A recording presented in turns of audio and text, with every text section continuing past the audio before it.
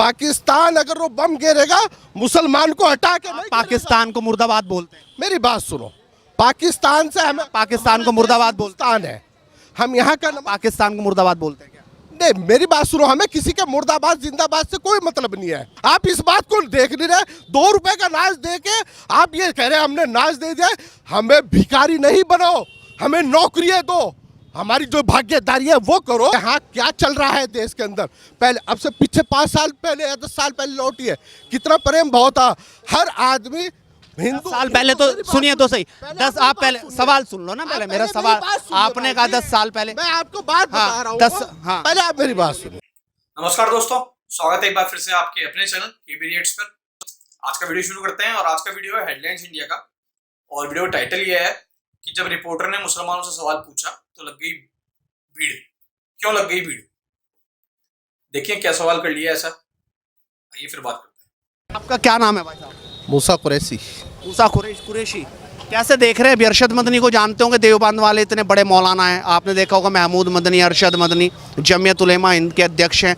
उनका बयान आया कि बजरंग दल पे बैन लग जाना चाहिए। कर्नाटक में तो हमने लगातार ये बात सुनी, लेकिन अब जो आगे आने वाले चुनाव हैं उसमें फिर से जो धर्म की अफीम है फिर से चटाई जा रही है क्या?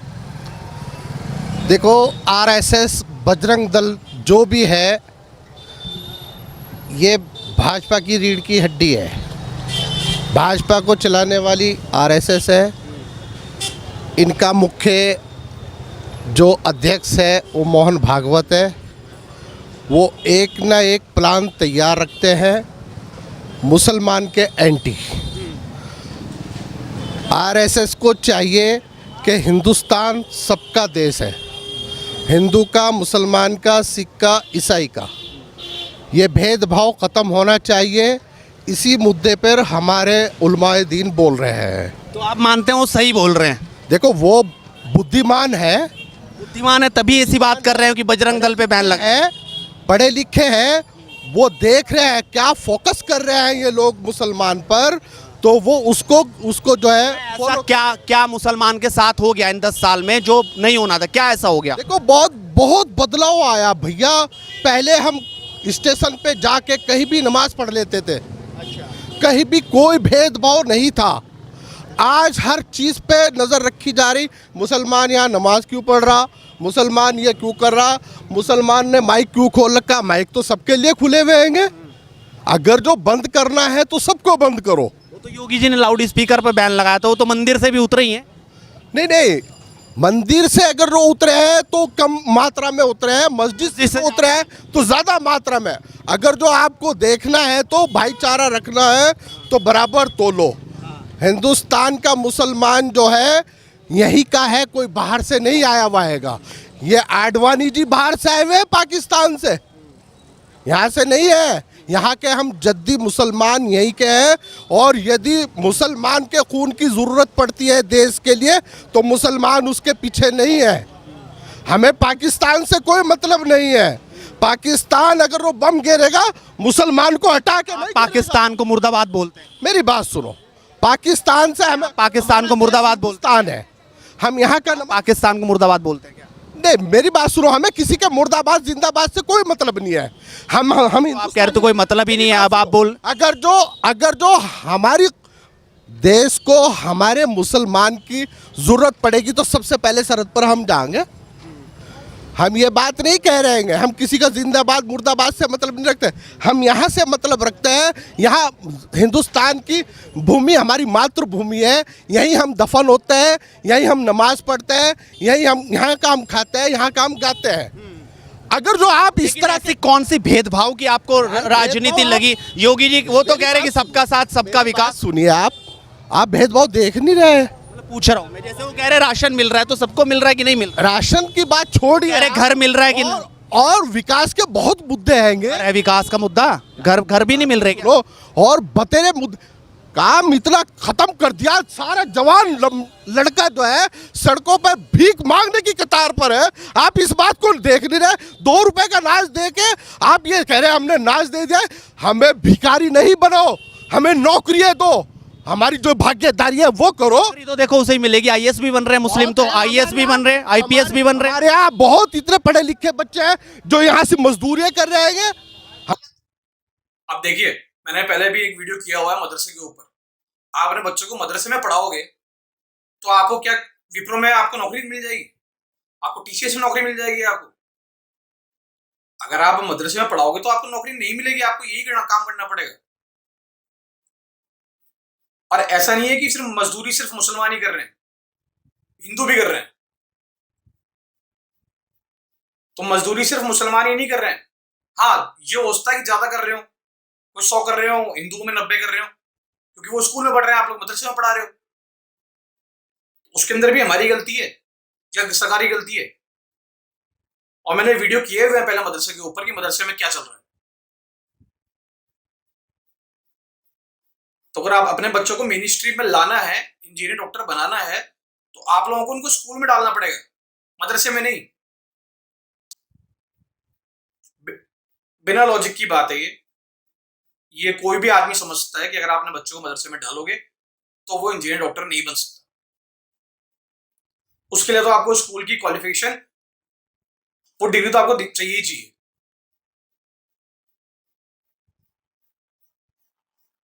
इसमें कोई रॉकेट साइंस तो है नहीं। और फिर अगर आप नौकरी मांग रहे हो गवर्नमेंट से, तो आप जिंदगी भर मांगते रहो, आपके बच्चे भी मांगते रहेंगे और आपके बच्चे को बच्चे भी मांगते रहेंगे, तब भी नहीं मिलेगी। हाँ, मौलवी वौलवी की मिल जाएगी नौकरी पे नौकरी, उसका भी कोटा गवर्नमेंट ने रखा हुआ है अलग से। हमें आईएएस भी तो बन करो, हमें आईएएस भी तो बन रहे हैं, कारोबार दो। आईएएस भी तो बन रहे हैं, आईपीएस भी तो बन रहे हैं। आईपीएस बनने आएंगे, पढ़ तो पढ़ेगा जो वही तो बनेगा। क्या मेरी बात तो सुनो।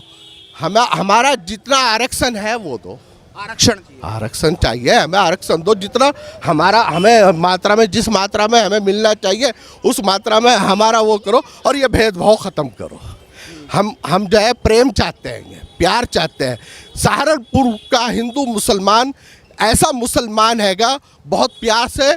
आप मेरे साथ राय वाला बाज़ार में चलो, 90% हिंदुओं की दुकानों पर 90% मुसलमान की बुर्का ओढ़ने वाली औरतें वहाँ से माल खरीदती हैं। हमारे यहाँ भेदभाव नहीं है, लेकिन बड़े लीडर अपनी कुर्सी के चक्कर में भेदभाव करा करके हमारे मनों के अंदर जो है ना नफरत फैला रहे हैं। हमें नफरत नहीं चाहिए, हमें प्यार चाहिए, हमें काम चाहिए। हमें भिखारी मत बनाओ, 2 रुपए किलो का अनाज दे के हमें भिखारी ना बनाओ। हमें कारोबार चाहिए। भिखारी बना कौन रहा है? योगी जी, मोदी जी, कौन बना रहा है भिखारी? नहीं, आपने आरएसएस की बात करी थी, मैंने आरएसएस का जवाब दिया। आरएसएस बना रही है। है मेरे बड़े भाई, आप माइंडेड आदमी हो, पढ़े लिखे आदमी हो, आप फोकस करते हो इस पे कि हाँ क्या चल रहा है देश के अंदर। पहले अब से पीछे 5 साल पहले या 10 साल पहले लौटिए, कितना प्रेम भाव था। हर आदमी हिंदू साल पहले तो सुनिए तो सही, 10 आप पहले सवाल सुन लो ना। पहले मेरा सवाल आपने कहा 10 साल पहले, मैं आपको बात बता रहा हूँ। 10 हाँ, पहले आप मेरी बात सुनो, अपनी ना करो, मेरी सुनो। हमारे यहाँ ईद होती थी 10 साल पहले, ईद तो अब भी होती है। अभी होती है। मैं आपको बता रहा कितना फर्क है। 10 साल पहले का फर्क बता। 10 साल पहले का अब का कितना फर्क आया है। हमारा ईद होती थी, हमारे हिंदू भाई। 10 साल पहले सहारनपुर में दंगा हुआ, 10 साल पहले मुजफ्फरनगर में दंगा हुआ, थे ना? मुजफ्फरनगर में दंगा हुआ 2013 की नहीं हुआ? वो कहाँ था? यही जगह तो थी। अब दंगा क्यों नहीं हो रहा? अब दंगा क्यों नहीं हो रहा? दंगा अब आप कह रहे बांटने की बात, अब क्यों नहीं हो रहा? अरे नफरत मत फैलाओ। हम ये कह रहे हैं हमें प्यार से रहने दो और प्यार से रहो।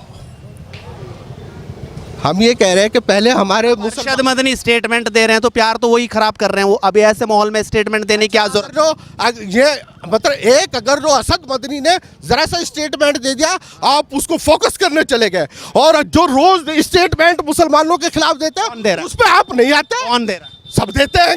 कौन यार कितने स्टेटमेंट रोज? नाम तो बताओ, नाम बताओ। सभी बोलते हैं। एक्शन होना चाहिए जो गलत वो भी बोलते हैं आपके सामने। आप नाम तो बताओ। आप तोगड़िया नहीं बोलते हैं। परवीन तोगड़िया बीजेपी में थोड़ी है, तो चले गए हैं? क्या बोलते हैं? अरे नफरत फैलाने वाली बात बोलते हैं।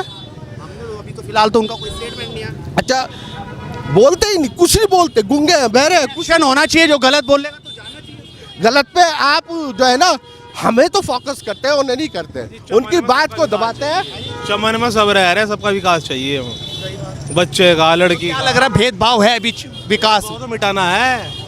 देश सबका है, सबको रहना है। भाई साहब अभी ये कह रहे हैं कि अभी मिटाना है, लेकिन ये तो कह रहे शुरू अब हुआ ही नहीं बिल्कुल, अभी भी भेदभाव बना हुआ है। रोजगार पैसा चाहिए और कुछ नहीं। बताइए आप क्या पूछना चाह रहे हैं? मतलब आप भेदभाव की बात करें, ये समझ नहीं आ रही भेदभाव। या तो आप ये कहो भाई हमें तो घर नहीं मिला, मतलब घर अगर हिंदू को मिला तो मुसलमान को नहीं मिला, जिस गरीब हिंदू को मिला उस गरीब मुसलमान को नहीं मिला। कोई भी जो सरकारी स्कीम है वो मुसलमान को नहीं मिल रही, सिर्फ हिंदू को मिल रही है या और दूसरी जातियों को मिल रही है। स्कीम की बात नहीं कर रहा हूँ मैं, थोड़ी सी स्कीम दे के हमारी जड़ मत खत्म मत करो। जो हमारे में प्यार मोहब्बत था वो रहने दो। हिंदू मुस्लिम एकता के प्रतीक, दवाई का खर्च, सहारनपुर का गंगा जमुना की तहजीब, ये सब खत्म मत करो। ये सब बच्चे, छोटे बच्चों की जहन में नफरत मत फैलाओ। हमें वही पहले वाला हिंदुस्तान चाहिए, पहले वाला प्यार चाहिए, हमें नफरत नहीं चाहिए।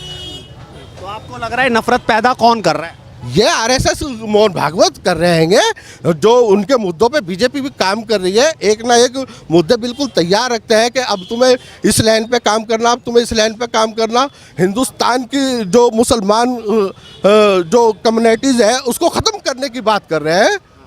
आपने शुरुआत में एक बात बोली थी कि इस देश मुल्क के लिए हमारा भी खतरा है, अगर कोई नजर उठाएगा तो उसको जवाब दे देंगे, चाहे आपको सरहद पे जाना पड़े। मेरी बात सुनिए, आपने ये बात कही। सुनिए। 50 साल वो हुआ था दिल्ली के अंदर, जश्न मनाया गया था कि हमारा हिंदुस्तान 50 साल का हो गया। बताइए उसके अंदर कितने मुसलमानों की कुर्बानियां गिनवाई गई। एक मौलाना शायर बैठे थे वहां से, उन्होंने सारा कुछ देख करके एक शेर कहा। क्या शेर कहा उसने? कि मेरे जहन में आ रहा कि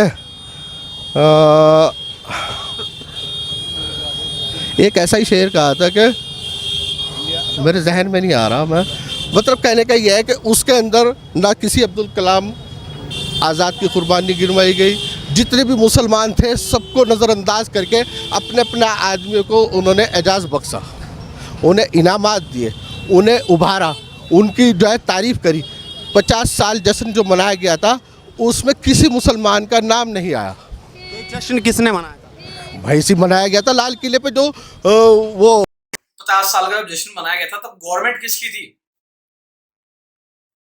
अगर गवर्नमेंट समस्या है, अगर आरएसएस से समस्या है, अगर आप बोलते हो कि आरएसएस बैकबोन है बीजेपी की, तो ठीक है, पर 50 साल का जश्न तब गवर्नमेंट किसकी थी काका? तब कांग्रेस की थी। 10 साल पहले का जब आप बोल रहे हो कि शांति थी, अमन था, तब दंगे गिना दिए। मुजफ्फरनगर के दंगे हुए, वो क्या बीजेपी के राज में हुए हैं? वो भी कांग्रेस के राज में हुए हैं।